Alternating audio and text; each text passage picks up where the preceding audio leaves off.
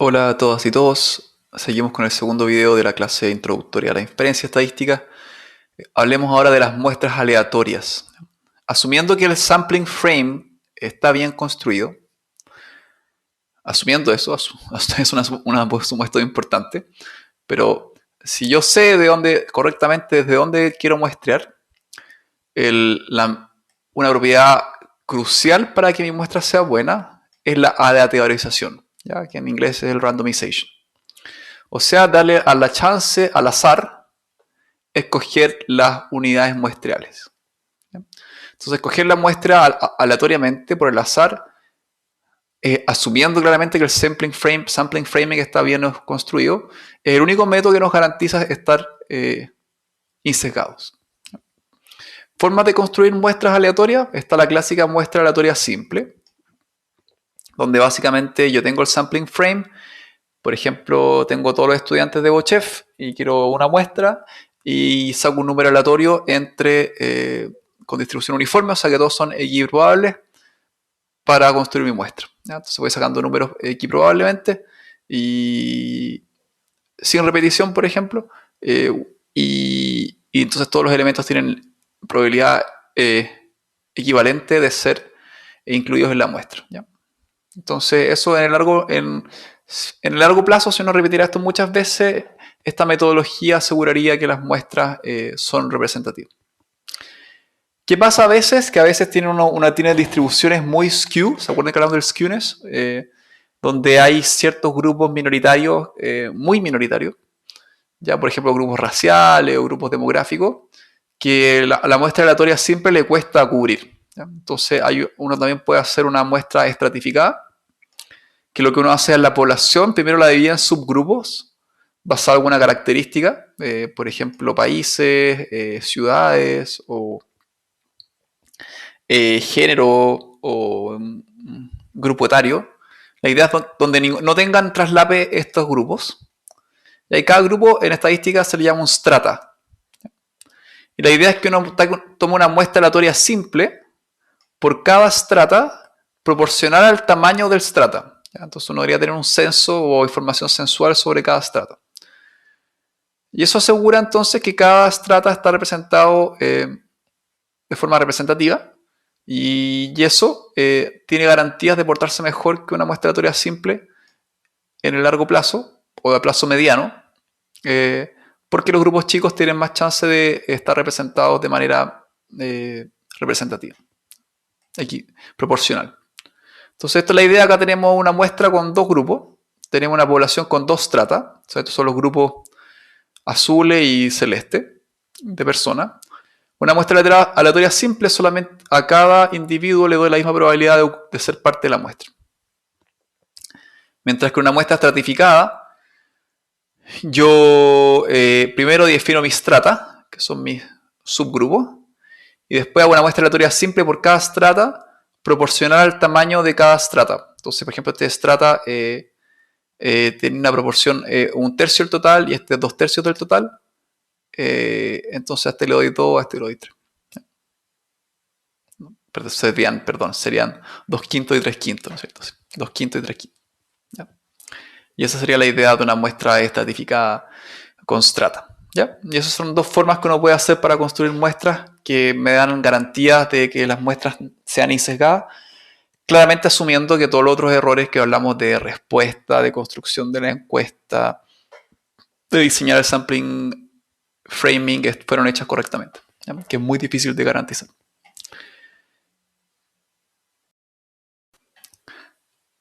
Entremos ahora a la estadística inferencial desde un punto de vista más formal, ¿ya? Entonces, este proceso de obtener conclusiones de una población a partir de una muestra es la idea de hacer inferencia estadística.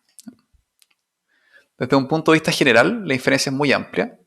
El objetivo es inferir la distribución que genera los datos. ¿Se acuerdan cuando en la clase de probabilidades vimos que la estadística y las probabilidades estaban invertidas? Uno nos quería reconstruir el proceso generador de datos y en probabilidad nos interesaba entender las propiedades de los datos generados. Bueno, esa es la idea. A nivel general, nos encantaría reconstruir el proceso que genera los datos, que eso es al final la distribución. ¿Ya? Entonces, por ejemplo, dada una muestra, de datos, X mayúscula. Uso la notación X mayúscula para las muestras porque acuérdense que las muestras son variables aleatorias, vienen de un experimento, ¿ya? Que es repetible. Entonces, dado una muestra X1, X sub n, que distribuyen una distribución F, asumimos que son independientes e idénticamente distribuidas, ¿cómo yo infiero F? Que es la función que me genera los datos, que es la densidad o la masa o la distribución. Eso sería a nivel general, pensar la estadística a inferencia a un nivel muy general, pero de manera más específica, generalmente nos interesa solamente descubrir alguna propiedad de F. No nos interesa tener el proceso generador completo. Por ejemplo, a veces nos interesa solamente saber la media. ¿Cuál es la media de F? Y en ese caso, en verdad, la inferencia no es necesario construir F completo, sino que basta con conocer, no sé, X barra, que es la media de esta distribución. En esta clase nos vamos a centrar en modelos estadísticos que asumen que la distribución que genera mis datos, ¿ya? Se puede modelar con un conjunto finito de parámetros, ¿ya? Teta 1, teta 2, teta sub k. O sea, eso se llaman modelos paramétricos. Hay otra área de la estadística que se llama modelos no paramétricos que no vemos en este curso, donde generalmente la cantidad de parámetros crece con el tamaño de los datos. Entonces, un ejemplo de modelo paramétrico, si nosotros asumimos que mis datos vienen de un proceso, de una distribución normal, mu y sigma serían los parámetros del modelo. Y a veces la inferencia en estos casos consiste en encontrar los valores de mu y sigma que mejor representan los datos. Vamos a ver eso con detalle cuando hablemos de la inferencia y estimación de máxima verosimilitud. Pero la idea es que conceptualmente la inferencia es a partir de tenemos una población objetivo, trabajamos con muestras, porque es la forma de aproximarnos, y de la muestra nos gustaría conocer la distribución que genera los datos, eso a nivel general, pero a nivel específico nos interesa alguna propiedad particular de esta distribución F, por ejemplo la media. Y los modelos que vamos a ver acá son paramétricos. Generalmente asumen que la F tiene alguna distribución conocida, y entonces estos valores que a mí me importan de la población son generalmente los parámetros, porque los parámetros definen toda la forma de la distribución, ¿ya? Eso se llama suficiencia estadística. Pero esa es la idea a nivel conceptual, ¿ya? Acá vamos a ver varios conceptos que pueden ser un poco difíciles de digerir, así que yo les recomiendo, póngale pausa al video, miren las slides, leanlas, piensen un poco esto, porque son conceptos que cuesta madurar. Ya, en este capítulo del ramo vamos a ver, hay dos escuelas, como les dije en la clase introductoria, que la estadística era como el fotón, onda partícula. Hay dos formas de hacer estadística, la forma frecuentista, la forma bayesiana. La forma frecuentista es la estándar que se usaba en el siglo XX como el estándar, pero la escuela bayesiana hoy en día tiene mucha popularidad. Entonces, esta unidad vamos a ver el grueso de la estadística frecuentista y la siguiente vamos a ver el grueso de la estadística bayesiana.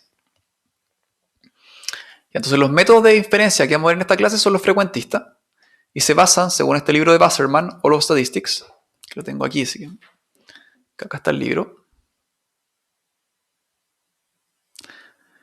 Se basan en los siguientes postulados, ¿ya? En la inferencia frecuentista se basa al final, ¿se acuerdan de la clase de probabilidades que les dije que habían dos formas de interpretar las probabilidades?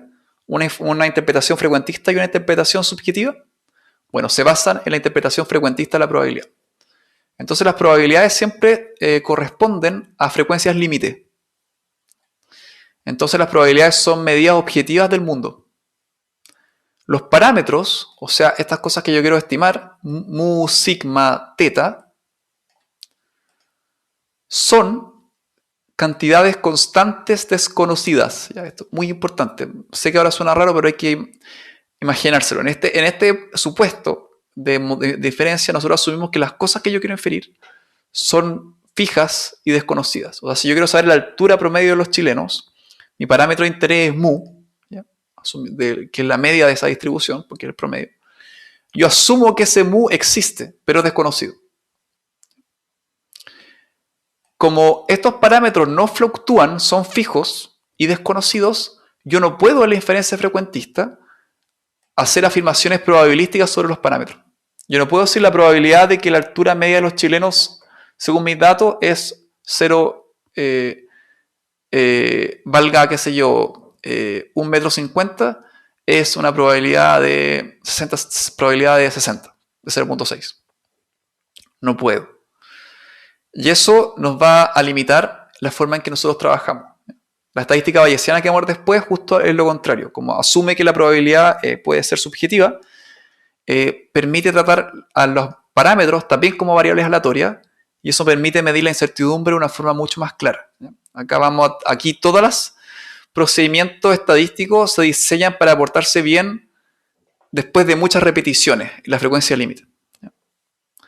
Por ejemplo, un intervalo de confianza de 95%, que lo vamos a explicar bien con detalle, pero un intervalo de confianza frecuentista no me puede decir con probabilidad tanto yo contengo el parámetro real. Solamente me puede garantizar que si yo repito ese procedimiento muchas veces, el 95% de las veces voy a contener el valor real. Estos conceptos, estas sutilezas, para mí es lo más importante del ramo. Entonces yo las voy a ir, de a poquito se las estoy entregando, pero las voy a repetir varias veces durante las clases y los videos, para que los podamos madurar. Para mí es fundamental en este curso que entendamos las diferencias y los supuestos de estos métodos, estos enfoques de estadística, y no que nos aprendamos de memoria un montón de fórmulas y un montón de procedimientos. Entonces, importante, estamos ahora entonces en la diferencia frecuentista. Eso asume que la probabilidad está definida con frecuencia límite. Eso me obliga a tratar solamente puedo tratar como variable aleatoria las cosas que son medibles en cierta forma. Y de cosas que no son medibles, como el valor real de un parámetro, no es una variable aleatoria, sino que una constante desconocida. ¿Ya? Entonces, todos los procedimientos que yo haga para dar garantías se van a estar basados en esta idea de los long run properties, o sea, que propiedades de muchas repeticiones en el largo plazo. ¿Ya? Y hay otra escuela de inferencia que es la bayesiana, que se basa en cosas distintas que vamos a discutir en el módulo siguiente. Cuando terminemos todo este módulo de inferencia frecuentista, vamos a pasar a la bayesiana. Generalmente, toda la inferencia estadística se puede resumir como en 3 tipos de cosas: la estimación puntual, la estimación por intervalo y el test de hipótesis. En este módulo vamos a ver esos 3 tipos de inferencia. ¿Ya? Partamos ahora por la estimación puntual. ¿Ya? La estimación puntual es el proceso de encontrar nuestro mejor intento de acercamiento para una cantidad de interés poblacional, ¿ya? Idealmente un parámetro poblacional a partir de una muestra estadística, de una muestra.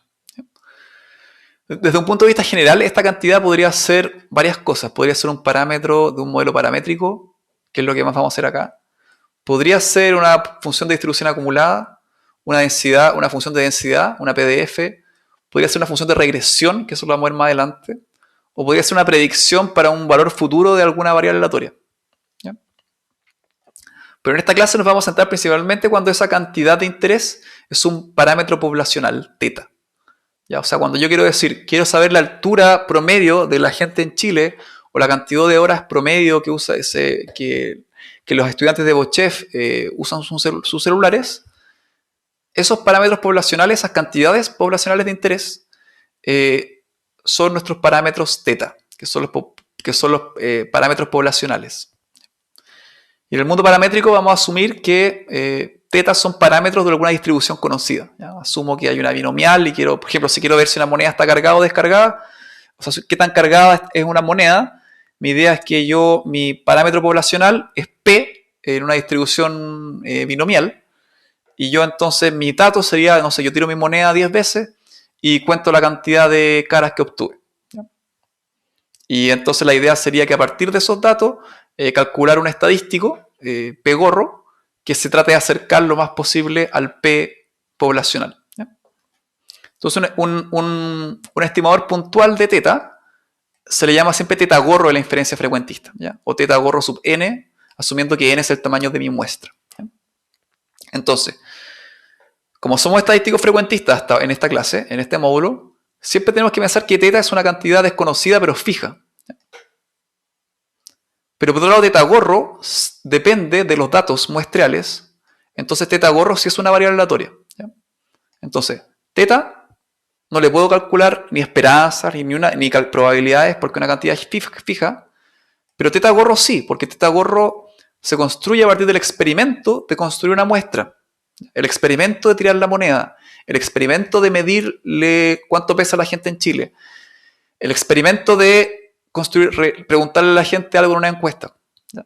Entonces, eso me construye teta gorro. Entonces, teta gorro es una función de los datos. ¿Ya? Entonces, importante, el proceso de muestreo, por definición, es un experimento aleatorio. ¿Ya?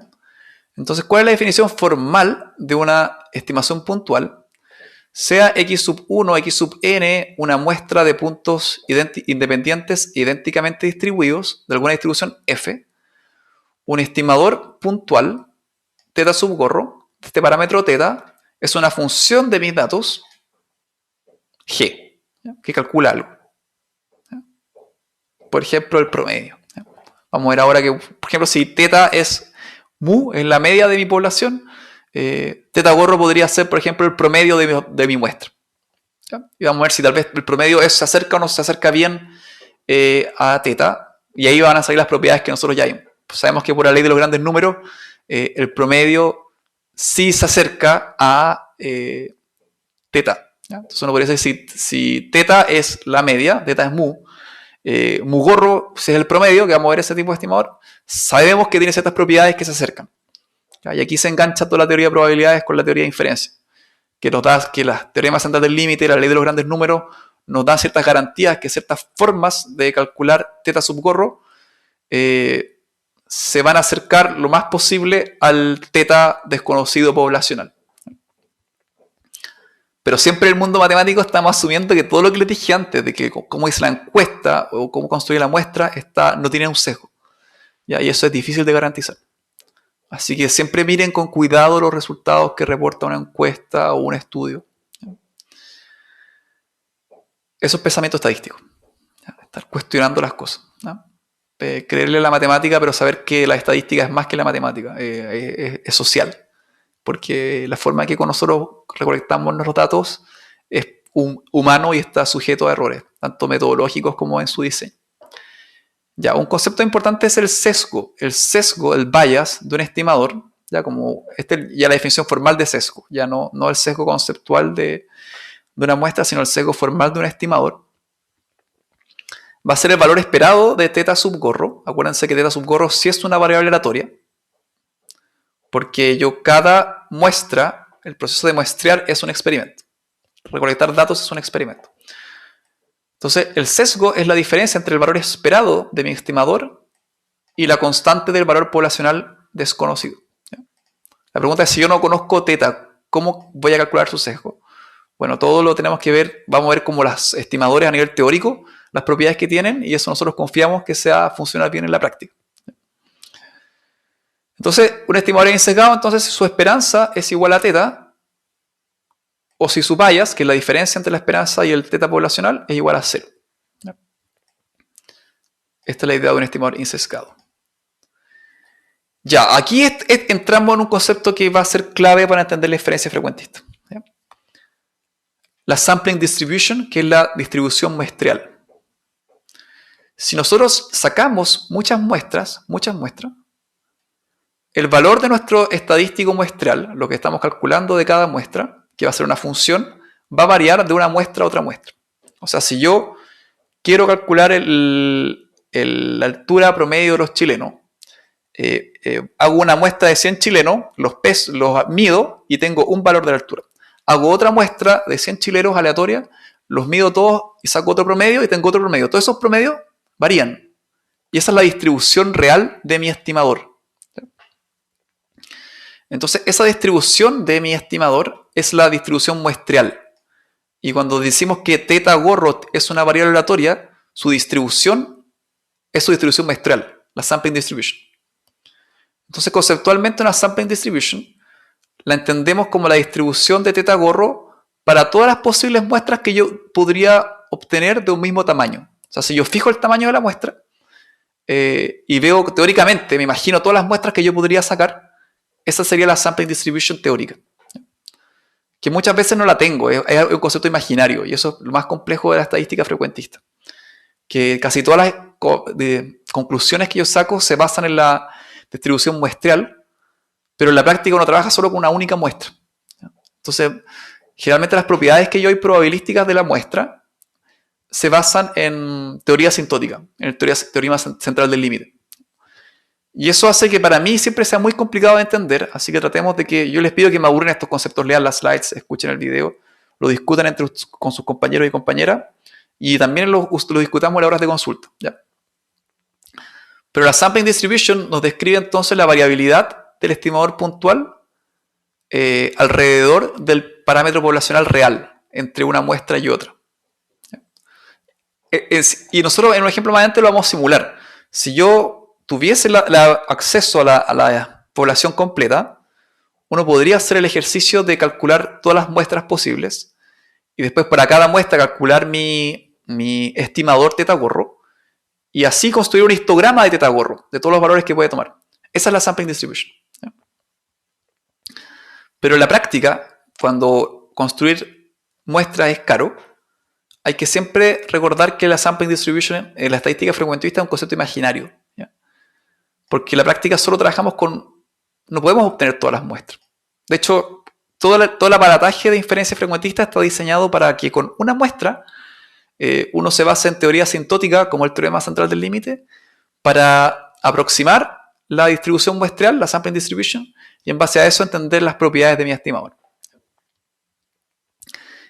Eso, vamos a seguir, vamos a hablar ahora más propiedades de un estimador en el siguiente video y vamos a ver un ejemplo concreto de una sampling distribution para que ustedes se puedan imaginar la relación entre sampling distribution y un estimador.